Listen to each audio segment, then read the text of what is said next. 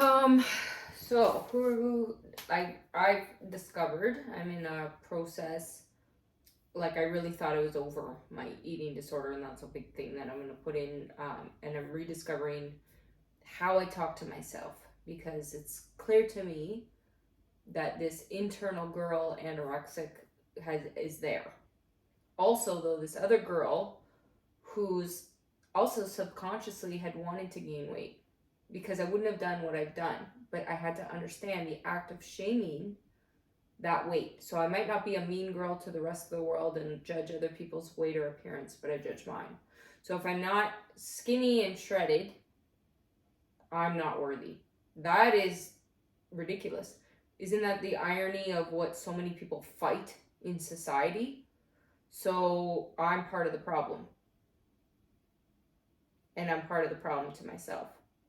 And if I might not be, these are the things I've had to realize. I'm not saying that dialogue to anyone else. So when people are around me, I'm very cautious. I'm not like going, oh, I'm fat and I'm ugly. Like I'm so aware, not to, because I don't want to trigger other people, except I'm doing it on the videos and the things now because that's the healing, that's the teaching component, and that's mine because I didn't allow myself to do that. But realizing subconsciously, that's why it's like my body has been now malnourished. It needed more calories. We go through different periods. Like that's one thing. Okay, but the obsessiveness, because I'm in anxiety of eating, but that's also where I wanted to be. I have to, like, it's taking ownership. Taking ownership of, no, I don't want to go for the walk. I want to be a lazy bum. Okay, why? And maybe that's okay. Versus, but when you're surrounded, like, trying to get people trying to get me out of my depression, do this to be on their schedule. No. And then I fight it more, and then I self-sabotage though. And then I don't because if I'm feeling uncomfortable because I ate too much or I don't feel good or whatever, okay, I don't feel good, but why? But subconsciously that's where I want it to be because that's my excuse not to do the things. So you see, it's just being aware for ourselves. So I said, I have to sit with this and kind of re-go through things. Because the truth is, I feel guilty though. That's at the core of, and I've felt guilty of liking myself when I was that body. So when I go back and watch that girl, when I was doing, and then there's different videos or different things, I would never saw myself as pretty. I just didn't even acknowledge it. It was like a thing that I didn't acknowledge. Like it just was there. Okay, then you lose it and you go back and go, oh my God. And then I was mourning the loss of, oh my God, and then I'm focused on, oh my God, my weight, I'm gaining weight, and oh my God, I'm getting bigger, oh my God. Well, that's the direction then that I want to go subconsciously, because you go in the direction that you're like shaming because that's what's on your mind, right? So if you're like learning how to drive a car, right, they say like, okay, you got to look up and look where you want to go, right? And paying attention to that because that's where the car is going to drive. Well, if you look at the ground, right, and the lines, that's where you're going to go. So by constantly being in the negative of shaming my body, that's the direction it went. Okay, well then the question with the addiction is why? And that's the low self.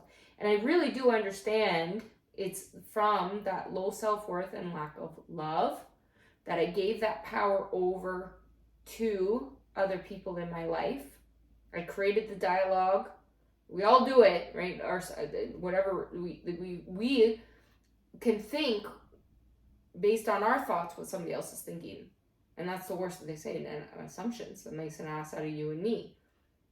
You can't ever assume, but we all do it. It's a natural thing. Okay, but that's why I have to learn how to redirect that self-love, and that's what I've realized is my biggest anxiety.